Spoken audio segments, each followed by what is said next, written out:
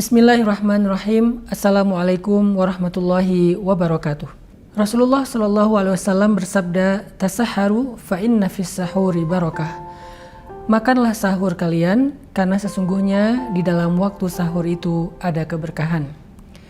Teman-teman yang dirahmati Allah Subhanahu wa Ta'ala, ketika Nabi mengatakan di dalam sahur itu ada keberkahan, maka makan sahur itu bukan hanya soal apakah kita mampu bertahan untuk berpuasa dengan sahur atau tanpa sahur, tetapi soal kita ingin mendapatkan kebaikan-kebaikan yang Allah simpan di dalam waktu sahur.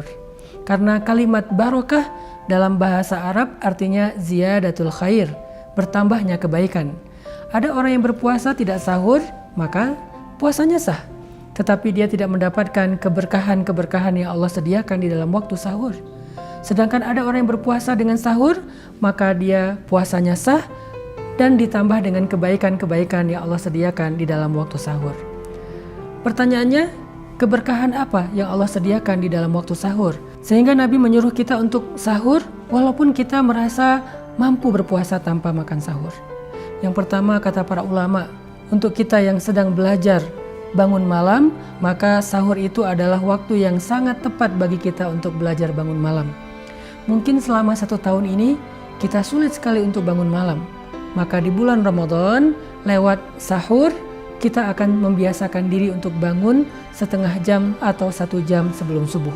Dan sesungguhnya di akhir malam menjelang subuh itu adalah waktu yang sangat istimewa, waktu ketika Allah Subhanahu wa Ta'ala turun ke langit dunia dan menawarkan ampunan kepada hambanya. Hal min taib, hal min mustaghfir.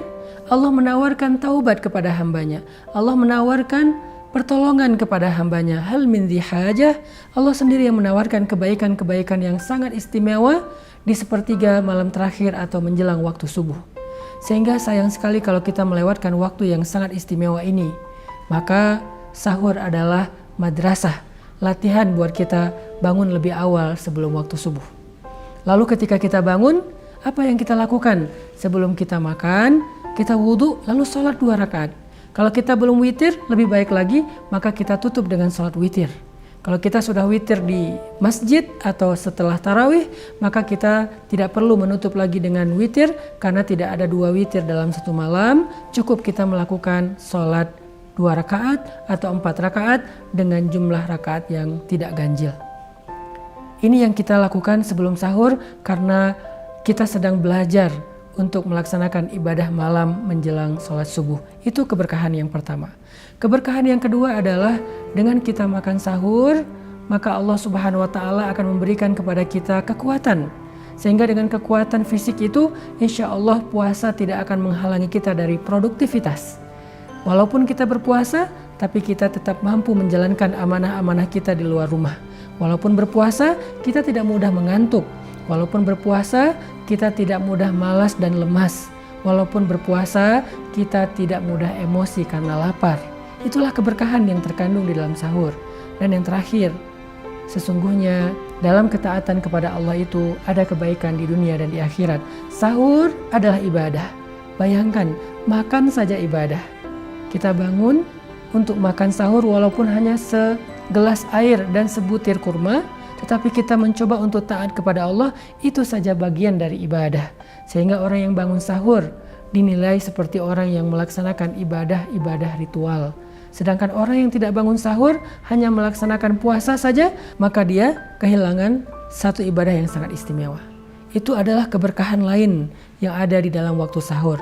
Percayalah ketika Nabi mengatakan tasaharu.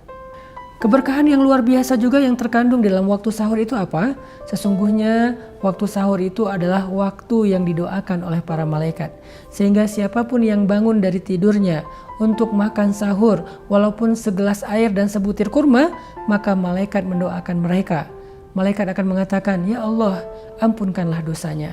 Ya Allah, angkatlah derajatnya. Ya Allah, sayangilah, rahmatilah dia." Mendapatkan doa dari malaikat hanya dengan makan, itulah keistimewaan sahur.